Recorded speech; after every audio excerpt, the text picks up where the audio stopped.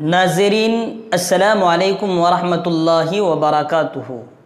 इस वक्त हम मुल्क अज़ीज़म हिंदुस्तान की 10 अहम ख़बरें लेकर आपकी खिदमत में हाज़िर हुए हैं। उम्मीद करेंगे कि आप वीडियो आखिर तक देखेंगे।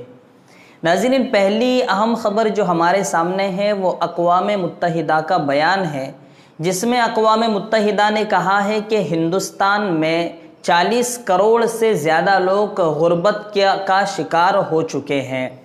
जी हाँ नाज़रीन, अक़वाम मुत्तहिदा ने कहा है कि हिंदुस्तान में बेरोज़गारी और गुर्बत की सतह बहुत ज़्यादा बढ़ रही है, जिसको लेकर कांग्रेस ने भाजपा सरकार पर हमला बोला है और ये कहा है कि मोदी सरकार गरीबों की सरकार नहीं है, बल्कि गरीबों के पेट में रोटी नहीं है, हाथ में काम नहीं है, घर में आराम नहीं है, और फिर भी हुकूमत कह रही है कि हिंदुस्तान में सब ठीक ठाक चल रहा है। राहुल गांधी ने कहा कि 12 करोड़ लोग हाल ही में बेरोजगार हो गए, 5 लाख करोड़ डॉलर का हिंदुस्तान में मईशत का नुकसान हो गया। उसके बाद भी हुकूमत से सवाल करें तो हुकूमत कहती है कि हमारे पास कोई जवाब नहीं है। नाज़रीन, ये बड़ी तशवीश की बात है, बड़े अफसोस की बात है कि हिंदुस्तान पर अक़वाम मुत्तहिदा ने ये बयान दिया कि हिंदुस्तान में गुर्बत की सतह 40 करोड़ से अधिक लोग गरीबी का शिकार हो चुके हैं। ये कहीं ना कहीं आज़ाद हिंदुस्तान के लिए एक तशवीश का आंकड़ा है। हम उम्मीद करेंगे कि हुकूमत अपोजिशन से राय मशवरा करके इक़दामात करें ताकि मुल्क आगे बढ़ सके। नाज़रीन, अगली अहम खबर आपको देते चले कि यूपी की मायावती ने ये कहा है कि यूपी में मुसलमानों पर जुल्म और तशद्दुद बहुत ज़्यादा बढ़ रहे हैं। जी हाँ नाज़रीन, मायावती का कहना ये था कि योगी सरकार में मुसलमानों पर मजालिम की बहुत सी दास्तानी रकम की गई है और पहले दलितों को निशाना बनाया गया, अब मुसलमानों को टारगेट बनाया जा रहा है। दूसरी तरफ प्रियंका गांधी ने भी कहा है कि योगी सरकार ख़वातीन के ताल्लुक से, औरतों के ताल्लुक से बहुत ज़्यादा शर्मिंदा होने के लायक है, क्योंकि 20 दिनों के अंदर 3 मासूम बच्चियों का रेप किया गया, 3 साला बच्ची का रेप किया गया और योगी सरकार इन वाक़यात को, इन शर्मनाक वाक़यात को छुपा रही है। लेकिन जिस दिन अवाम को इन वाक़यात का पता चलेगा उस दिन सरकार मुंह दिखाने के लायक नहीं होगी। हम उम्मीद करेंगे कि इस तरह की शर्मनाक हरकतें ना हो जो मायावती ने कही है, इसी तरह प्रियंका गांधी ने कही है। नाज़रीन, अगली अहम खबर आपको देते चले कि डॉक्टर कफील खान जब जेल से रिहा हुए तो उन्होंने इंटरव्यू में एक ख़ास बात कही थी कि मुझे इनकाउंटर से मारा जा सकता था लेकिन मैं बच गया, अब मुझे योगी सरकार और किसी मामले में फंसा सकती है। तो जिसको लेकर प्रियंका गांधी ने उन्हें मशवरा दिया कि आप राजस्थान चले जाओ, जयपुर चले जाओ, वहाँ आप सुरक्षित रहोगे, वहाँ आप ठीक ठाक रहोगे।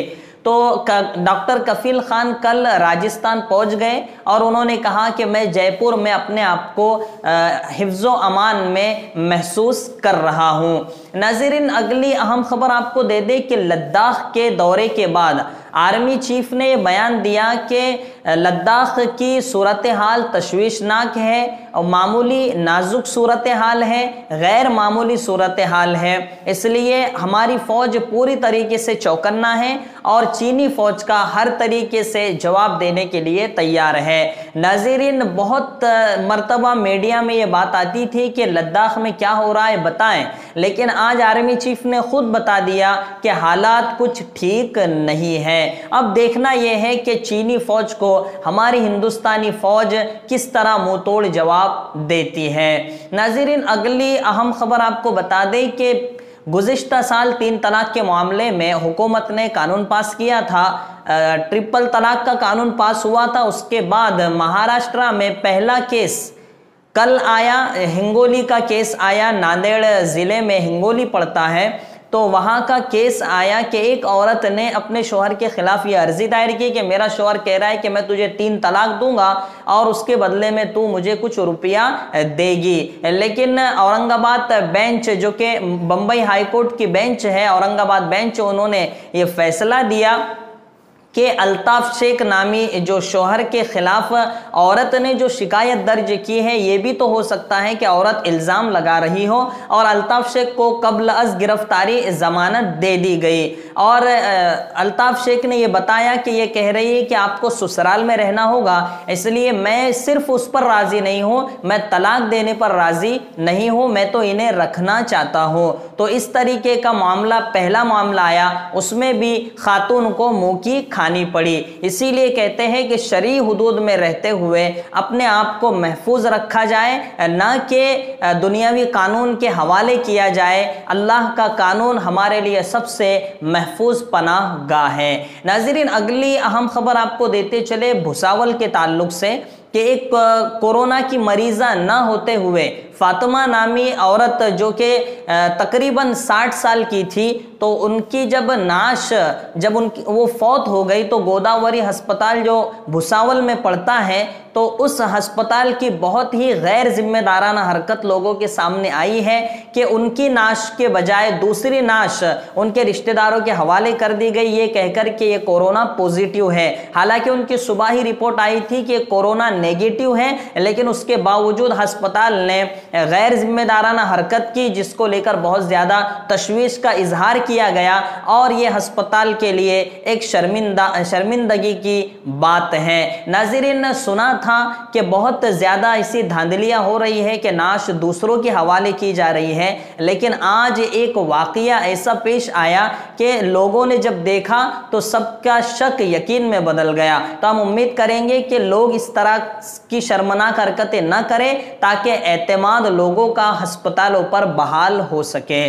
नाज़रीन, अगली अहम खबर आपको देते चले कि अजमेर दरगाह 7 सितंबर से खुलने जा रही है। जी हाँ नाज़रीन, अशोक गहलोत सरकार ने यह ऐलान किया है कि 7 सितंबर से अजमेर दरगाह को खोल दिया जाएगा, जहां अकीदतमंद आकर जियारत कर सकते हैं। नाज़रीन, इसी तरह की बेबाक, लाजवाब और दिलचस्प खबरें पाने के लिए हमारे YouTube चैनल से जुड़ जाइए, सब्सक्राइब कीजिए, लाइक कीजिए और इस बेबाक आवाज़ को ज़्यादा से ज़्यादा शेयर कीजिए। अस्सलामु अलैकुम व रहमतुल्लाहि व बरकातुहू।